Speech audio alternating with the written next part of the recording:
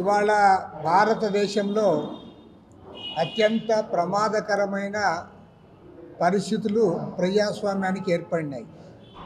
ఎందుకంటే మన భారతదేశ పార్లమెంటరీ చరిత్రలో గతంలో ఏనాడు లేనట్లుగా ఒకే సెషన్లో వింటర్ సెషన్లో 146 మంది పార్లమెంట్ సభ్యులను సస్పెండ్ చేయడం జరిగింది. గతంలో ఎప్పుడు కూడా మనం ఇది చూడలేదు. ఆ పార్లమెంట్ సభ్యులు చేసిన నేరం ఏమిటంటే, మొన్న ఒక నలుగురు పార్లమెంట్కి చొచ్చుకు వెళ్ళి బీజేపీ పార్లమెంట్ సభ్యుని యొక్క రికమెండేషన్ లెటర్తో వారు లోపలికి వెళ్ళి అక్కడ హంగామా సృష్టించారు. దానిపైన బాధ్యతాయుతమైన రాజకీయ పార్టీల ప్రతినిధులుగా, ఎంపీలుగా పార్లమెంట్లోకే చొచ్చుకు వచ్చారు. దీనిపైన హోమ్ మినిస్టర్ స్టేట్మెంట్ ఇవ్వాలని కోరారు. ఇదేమైనా నేరమా అని అడుగుతా ఉన్నా, ఇదేమైనా జాతి వ్యతిరేక చర్యనా అని నేను అడుగుతా ఉన్నా. పార్లమెంట్లోకి వారు ఏ రకంగా ప్రవేశించారు, ఎందుకు జరిగింది, దానిపైన ఒక స్టేట్మెంట్ ఇవ్వమని కోరితే స్టేట్మెంట్ ఇవ్వాల్సిన బాధ్యతాయుత హోమ్ మినిస్టర్ అమిత్ షా గారు ఆయన స్టేట్మెంట్ ఇవ్వాలా, ప్రైమ్ మినిస్టర్ దానిపైన స్టేట్మెంట్ ఇవ్వాలా, బయట మాట్లాడుతూ ఉన్నారు. మీరు హౌస్లో స్టేట్మెంట్ ఎందుకు ఇవ్వడంలా? స్టేట్మెంట్ ఇవ్వకపోగా దఫాలుగా 146 మంది పార్లమెంట్ సభ్యులను వారు సస్పెండ్ చేయడం జరిగింది. ఇది ప్రజాస్వామ్యానికి అత్యంత ప్రమాదకరం. ఎందుకంటే పార్లమెంట్లో ప్రజాస్వామ్యబద్ధంగా మాట్లాడడానికి అవకాశం లేకుండా చేసి వాళ్ళందరినీ కూడా పార్లమెంట్ గెంటివేసి 18 బిల్లులు ఏకపక్షంగా పాస్ చేసుకున్నారు. 18 బిల్లులు, అందులో కొన్ని ఇంపార్టెంట్ బిల్స్ కూడా ఉన్నాయి. అంటే దానిపై ఎలాంటి చర్చ లేదు, ప్రతిపక్షాల సలహాలు లేదు, వాళ్ళ సూచనలు తీసుకోలేదు. ఏకపక్షంగా 18 బిల్లులు పాస్ చేసుకున్నారు. పైగా వాళ్ళు ఎంత బాధ్యతారహితంగా కేంద్ర మంత్రులు మాట్లాడుతున్నారంటే, మీరు కావాల్సిన కోర్టుకు పోండి అని చెప్తున్నారు. మేము బిల్లులు పాస్ చేశాం, ప్రతిపక్షాలకు ఆ బిల్లులు నచ్చకపోతే మీరు కోర్టుకు పోండి అని చెప్తా ఉన్నారంటే పార్లమెంట్ను మీరు అగౌరవపరుస్తూ ఉన్నారు. పార్లమెంటుకున్న ప్రత్యేకమైన ప్రాధాన్యతను తుంగలో దొక్కుతూ ఉన్నారు. పార్లమెంట్ సభ్యుల యొక్క రక్షణను గాలికి వదిలేస్తూ ఉన్నారు. కాబట్టి ఏమంటే ఇది అత్యంత ప్రజాస్వామిక సంస్థలపైన దాడిది. దీన్ని అందరూ కూడా ఖండించాలి. మన రాష్ట్రంలో ఉన్న పార్టీలు కూడా ఖండించాలి. వాళ్ళ తెలుగుదేశం పార్టీ, వైఎస్ఆర్ కాంగ్రెస్ పార్టీ వాళ్ళు అన్నీ చూస్తూ ఉన్నారు, మౌనం వహిస్తూ ఉన్నారు. వైఎస్ఆర్ కాంగ్రెస్ పార్టీ ఓకే, ఎందుకంటే వారు మోడీకి జిందాబాద్ అంటూ ఉన్నారు. మోడీని వేణువల్ల పొగుడుతూ ఉన్నాడు విజయసాయిరెడ్డి. ఆయన ఏం చేసినా ఈయనకు బాగా కనపడతా ఉంది. కాబట్టి ఏమంటే వైఎస్ఆర్ కాంగ్రెస్ పార్టీ గురించి ఇంకా మాట్లాడం. కానీ తెలుగుదేశం పార్టీ ఈ రాష్ట్రంలో ప్రజాస్వామ్యం ఉండాలి, ఇక్కడ అసెంబ్లీలో ప్రజాస్వామ్యం లేదని మొత్తుకుంటున్న పార్టీ ఇవాళ పార్లమెంట్లో జరిగిన ఘటనలపైన తెలుగుదేశం పార్టీ స్పందించాలని చెప్పి కోరుతా ఉన్నాం. ఎందుకంటే ఇవాళ ఢిల్లీలో జరుగుతుంది, రేపు అన్ని రాష్ట్రాల్లో జరుగుతుంది, ఆంధ్రదేశంలో కూడా జరుగుతుంది. ఆల్రెడీ ఆంధ్రదేశంలో జగన్మోహన్ రెడ్డి పరిపాలన చూస్తూ ఉన్నాం. ఎంత అధ్వానంగా, ఎంత అప్రజాస్వామికంగా, ఎంత దౌర్జన్యపూరితంగా ఈయన వ్యవహరిస్తూ ఉన్నాడో మనం చూస్తూ ఉన్నాం. కాబట్టి ఏమంటే భారతదేశంలో ఇటీవల కాలంలో మోడీ గారు ఎక్కడ పోయినా సరే ప్రపంచంలోనే అతిపెద్ద ప్రజాస్వామిక దేశం భారతదేశం అని చెప్తా ఉన్నాడు. నిన్న ఓపెన్గా చెప్తా ఉన్నాడు, చైనాతో ఎవరు పోల్చుకోవద్దండి, చైనా కమ్యూనిస్టు దేశము, మన భారతదేశం ప్రజాస్వామిక దేశం అన్నాడు.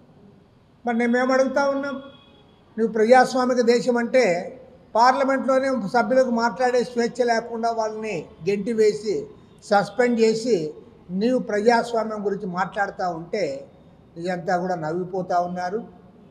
ప్రపంచవ్యాప్తంగా అబాస్ పాలవుతూ ఉంది మన ప్రజాస్వామ్యము. దీన్ని పరిరక్షించడానికి అందరూ కూడా ముందుకు రావాలని చెప్పి కోరుతా ఉన్నాం. ఇక రెండవది, ఇవాళ రాష్ట్రంలో మన రాష్ట్ర ఆర్థిక పరిస్థితులపైన పెద్ద ఎత్తున చర్చ జరుగుతూ ఉంది. జగన్మోహన్ రెడ్డి గారు ఏమాత్రం నోరు విప్పడంలే, ఒక్క మాట మాట్లాడంలే. మరి కనీసం ఆర్థిక మంత్రి బుగ్గన రాజేంద్రనాథ్ రెడ్డి గారైనా ప్రెస్ మీట్ పెట్టి నోరు విప్పాలి. ఎందుకంటే ఇవాళ రాష్ట్రంలో ప్రతిపక్ష పార్టీలు, పత్రికలు అందరూ కూడా ఒకే విత్ వన్ వాయిస్ చెప్తా ఉన్నాం. ఆంధ్ర రాష్ట్రానికి ఇవాళ 11 లక్షల కోట్ల రూపాయల అప్పు ఉంది. ప్రతి ఏటా వడ్డీ కింద అసలు కింద 60,000 కోట్ల రూపాయలు చెల్లించాల్సి వస్తూ ఉంది. రోజుకు 85 కోట్ల రూపాయలు వడ్డీ కడతా ఉన్నాము. వడ్డీ కిందనే సంవత్సరానికి 28,000 కోట్ల రూపాయలు చెల్లించాల్సి వస్తుంది. రాష్ట్రాన్ని ఆర్థికంగా దివాళా తీయించావు, అప్పుల పాలు చేశారని మేము పదే పదే చెప్తా ఉంటే అసలు ప్రభుత్వం తరఫున స్పందించాల్సిన ముఖ్యమంత్రి మాట్లాడు, ఆర్థిక మంత్రి మాట్లాడు. ఇది సరైనదేనా అని అడుగుతూ ఉన్నాం. ఇవాళ రిజర్వ్ బ్యాంక్ కూడా తప్పు పట్టింది. ఆర్థిక క్రమశిక్షణ లేదు ఆంధ్రప్రదేశ్లో అని. తర్వాత నువ్వు కార్పొరేషన్ల పేరు మీద అప్పులు తెచ్చావు, బ్యాంకుల్లో అప్పులు తెచ్చావు, గవర్నమెంట్ పేరు మీద అప్పులు తెచ్చావు. కాబట్టి ఏమంటే రాష్ట్రాన్ని ఆర్థికంగా దివాళా తీయించి 11 లక్షల కోట్ల రూపాయలు అప్పు చేసి ఇవాళ దీనిపైన మీరు మాట్లాడలే.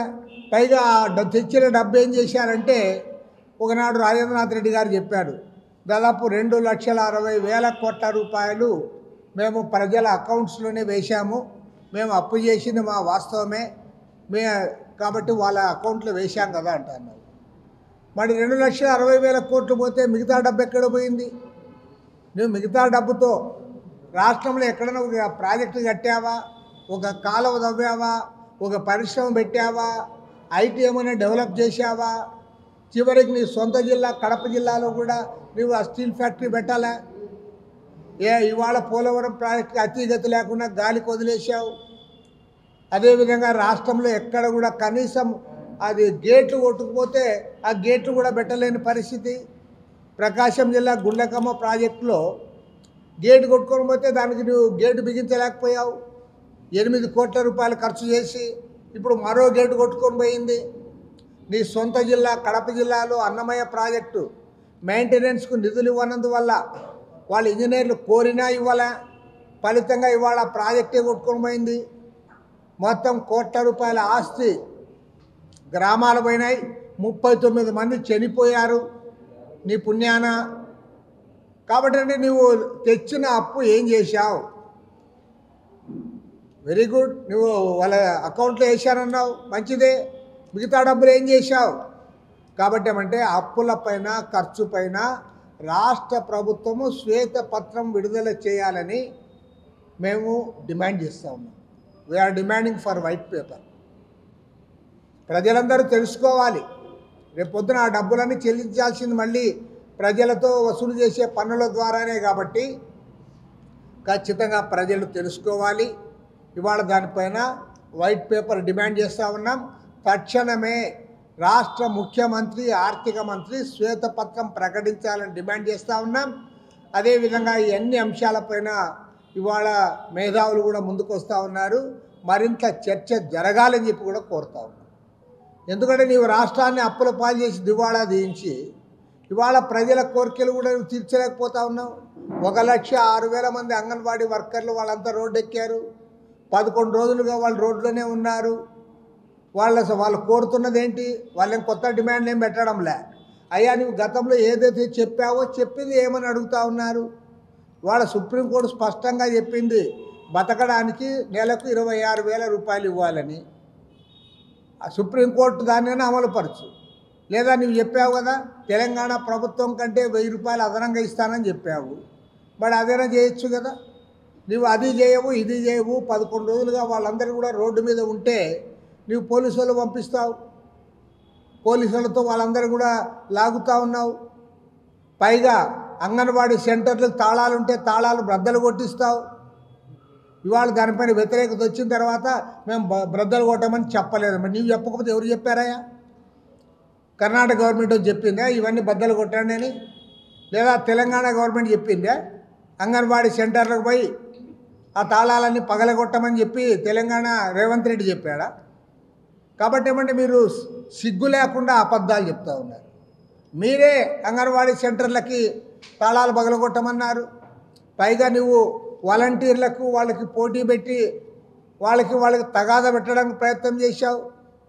11,500 రూపాయలు జీతం వచ్చే వాళ్ళకి 5,000 రూపాయలు జీతం వచ్చే వాళ్ళకి తగాదా పెట్టి తద్వారా నువ్వు రాజకీయంగా లబ్ధి పొందాలని చూశావు. సమ్మెను అణచివేయాలని ప్రయత్నం చేశావు. డిమోరలైజ్ చేయాలనుకుంటా ఉన్నావు. సోషల్ మీడియాలో మీరంతా కూడా వాళ్ళకు వ్యతిరేకంగా ప్రచారం చేస్తూ ఉన్నావు. కాబట్టి ఏమంటే ఇవాళ ప్రభుత్వము రాష్ట్రాన్ని ఆర్థికంగా అప్పుల పాలు చేసి దివాళా తీయించి సాధారణ ప్రజల సమస్యల పరిష్కారం చేయకుండా ఇవాళ రాష్ట్రాన్ని నట్టేట్టు ముంచావు. కాబట్టి అంటే దీనిపైన సిపిఐ తరఫున డిమాండ్ చేస్తూ ఉన్నాం. తక్షణమే అంగన్వాడీ వర్కర్ల యొక్క న్యాయమైన డిమాండ్లు పరిష్కారం చేయాలి. వారి సమ్మెను వారిని విరమింపజేయించాలి. ఆ రకంగా ప్రభుత్వం శాంతియుతంగా సమస్య పరిష్కారానికి ముందుకు రావాలని చెప్పి కూడా కోరుతా ఉన్నాం. మరిన్ని వీడియోస్ కోసం ఛానల్ ని సబ్స్క్రైబ్ చేయండి. లేటెస్ట్ అప్డేట్స్ కోసం వాట్సాప్ ఛానల్ ని ఫాలో చేయండి. అండ్ లింక్ డిస్క్రిప్షన్ లో ఉంది.